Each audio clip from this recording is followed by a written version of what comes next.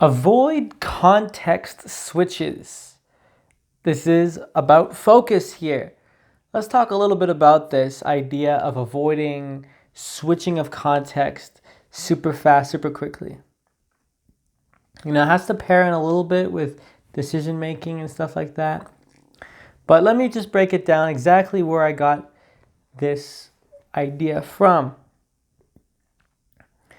I've noticed that the best way for me to mess up my day is to consume a bunch of content where I am constantly switching the context again and again and again.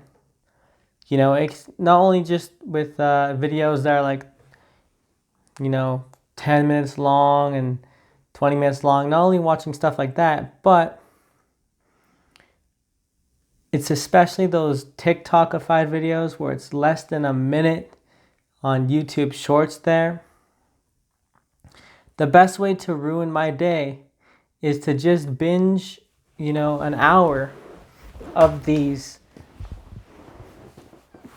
YouTube Shorts, and I completely ruin my motivation and just like my dopamine for that day. Like I basically have if this is probably not technically correct, but this is how I think of it, is I've used up all my dopamine for that day just on something that wasn't even earned. I've noticed this because I'm thinking to myself, why the heck can I watch a movie and feel better than watching, a bunch of short videos for the same amount of time? Like, what's the difference there? You could say that the short videos are just designed to be more punchy and to give you those hits of dopamine, and that's probably very true as well. But I think there's something to do with your brain only able to focus on one thing at a time and not being able to focus on so many things at once.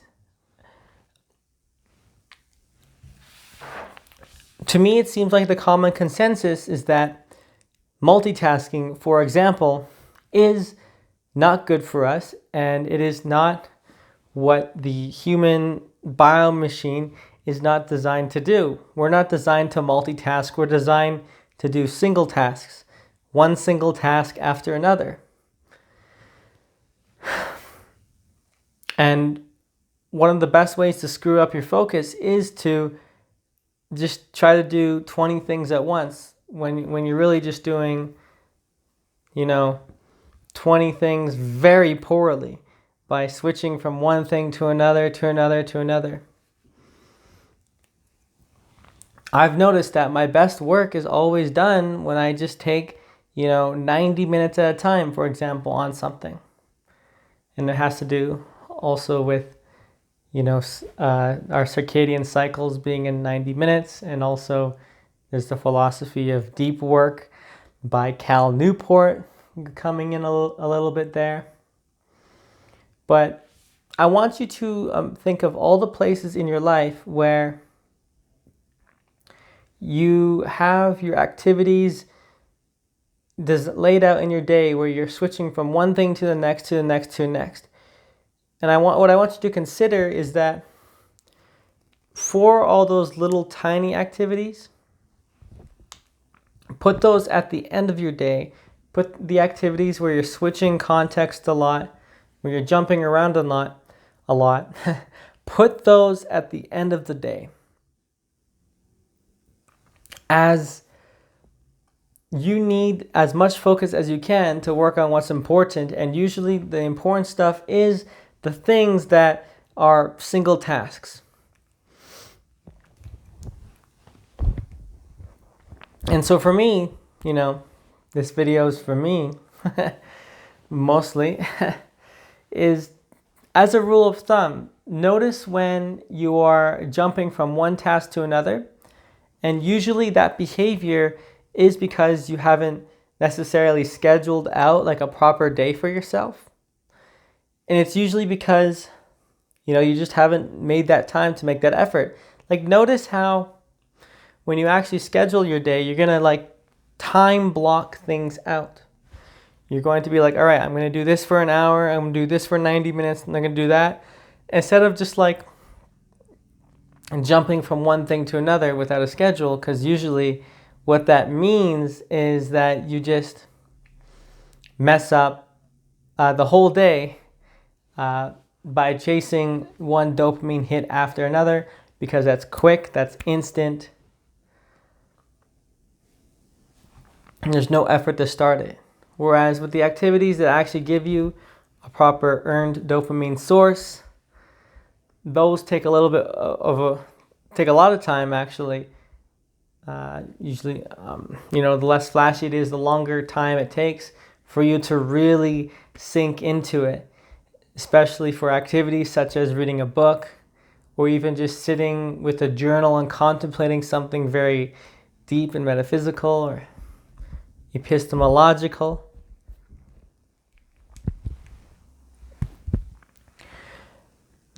If you're going to do context switching activities such as YouTube Shorts, watching YouTube Shorts and whatnot, do not put it at the beginning of your day. Always put it at the end of the day, or anything where you're just switching from one thing to another. And this is also with activities such as, checking your Instagram, checking your messages. Like, that's another context switch. And that's why, if you've noticed, if you tried to study, if you tried to focus on something, that having your phone there, you're feeding your mind all these contexts. Your brain is focusing on one thing after another, and you're going to notice how that's going to completely destroy your focus. It's going to take away your focus, and you're not going to be satisfied with yourself when you get nothing done that day. Which is why so many people, turn off their phones, hide their phones, put it on Do Not Disturb, take all the notifications off, delete all the apps that's feeding the notifications in the first place. Like, I'm using a phone right now to record this, and this is my YouTube phone and my distraction phone, and I have my main phone here just to use it as a tool. So most of the time, I have YouTube deleted off this thing. I have Instagram deleted, Twitter, TikTok, whatever it is. I have all those distracting apps that, give you new contexts. All that's deleted off this phone, because I know when I switch into a new context, then my focus just deteriorates just a little bit. It's like when we have to make a decision in the morning to have a new set of clothes, to put on a new pair of clothes. If that's another decision we have to make, where we can just eliminate it by just having, one type of shirt we're going to wear, one type of pants, right? One outfit. And making decisions is what spends that willpower. Also, focusing on one context after another spends that willpower as well, is what I've noticed, and just spends your focus. And even just like going to open Instagram to check that you get no likes, nothing, just that activity, I've noticed, will take away from your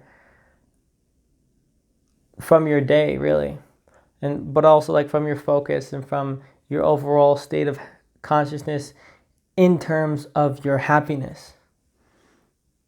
So I want you to notice that.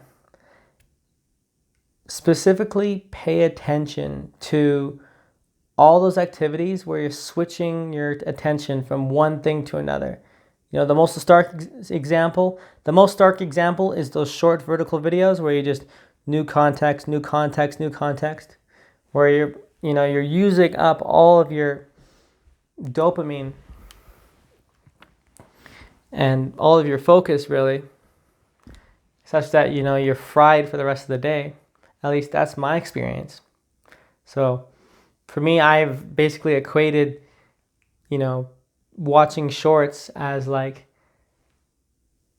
that's what I'm, you know, the negative feeling I've equated to the activity of watching shorts, the negative feeling I get afterwards, which makes it very unappealing now, which I've noticed. But I just want you to notice that, just a quick thing to point out for yourself. Obviously the scrolling, but, you know, any notification checking, any like switching tasks one thing after another. Notice how your days will go better and you'll feel more content and feel more calm and less agitated if you just, you know, do one activity for an hour and then another for the next hour and another for the next hour. And you're not checking things, you're just focusing on one thing, you're monotasking. Notice how you feel when you do that. Notice your days, all that stuff.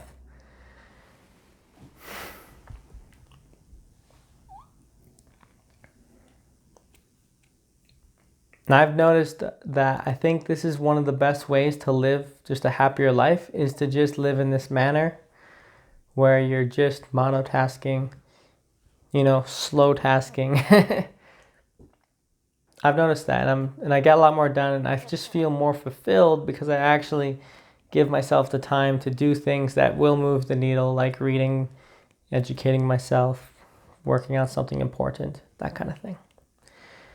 Anyways, that's about it I want to speak on this. Thanks for watching, and I will see you in the next one.